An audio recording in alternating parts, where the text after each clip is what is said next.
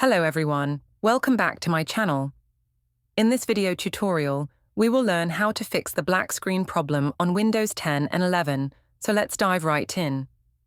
The first method is to restart Windows Explorer.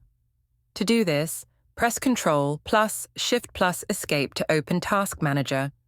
Go to the Processes tab, find Windows Explorer, right-click it, and select Restart.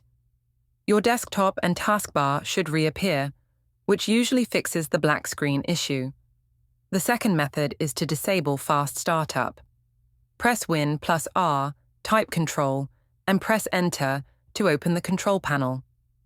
From there, go to Hardware and Sound, then Power Options, and select Choose what the power buttons do. Next, click on Change Settings that are currently unavailable, and under Shutdown Settings, uncheck the option for Turn on Fast Startup, recommended.